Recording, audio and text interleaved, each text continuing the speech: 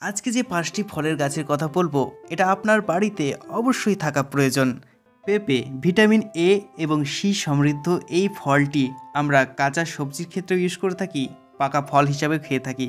তার সাধারণত যে কোনো বছরের সময় লাগাতে পারি, সঠিকভাবে বপন করতে জানতে হবে উঁচু জায়গাতে। রেড লেডি 786 একটি হাইব্রিড জাত।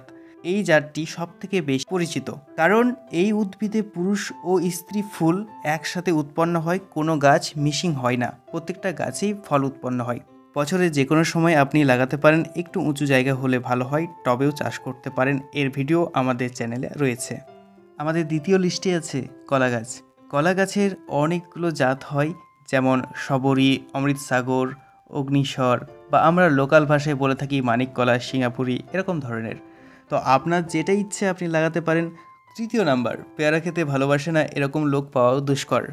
পেয়ারাতে প্রচুর পরিমাণে খনিজ, জলীয় অংশ, ক্যালসিয়াম, খাদ্যশক্তি প্রচুর পরিমাণে আছে, তাই ভালো জাতের যেমন বাড়ি পেয়ারা 1, বাড়ি পেয়ারা 2, থাইল্যান্ডের পেয়ারার জাত, 12 মাসি পেয়ারার জাত, এগুলো বপন করার চেষ্টা করবেন। তাহলে সারা বছর অল্প কিছু হলেও পেয়ারা সংগ্রহ করতে পারবেন।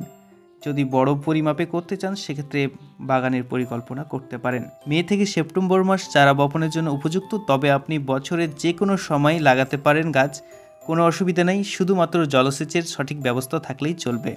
আমাদের চতুর্থ নাম্বার লিস্টে রয়েছে কাগজি লেবু। কাগজি লেবু একটি বাড়িতে থাকা খুবই দরকার।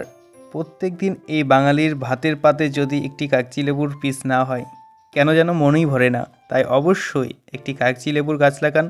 গন্ধরাজ লেবু পাওয়া যায় বা বিভিন্ন ভ্যারাইটিস পাওয়া যায়।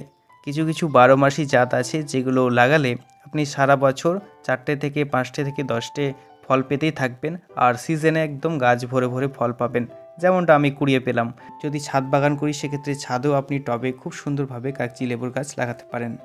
সর্বশেষে যে ফলের গাছটা লাগাতে বলবো সেটা হচ্ছে মৌসম্বি লেবু। মৌসম্বি লেবুর 12 মাসি যে জাতগুলো পাওয়া যাচ্ছে এখন বাজারে, সেগুলো অবশ্যই লাগান। সেগুলো খেতে অনেকটাই মিষ্টি। এমনটাও অনেকজন মনে করেন যে মৌসম্বি লেবু আমাদের অঞ্চলে হয় কিনা বা ভালো হবে কিনা। অবশ্যই হবে, কারণ আমি লাগিয়েছি, অনেক সুন্দর টেস্ট।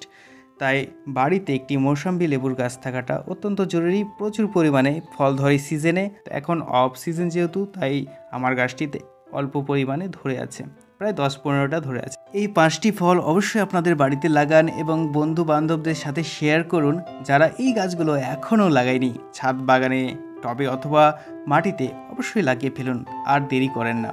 আশা করি বন্ধুদের সাথে শেয়ার করবেন। ভালো থাকবেন, সুস্থ থাকবেন। দেখা করছি কোনো একটি নেক্সট ভিডিওতে। ধন্যবাদ।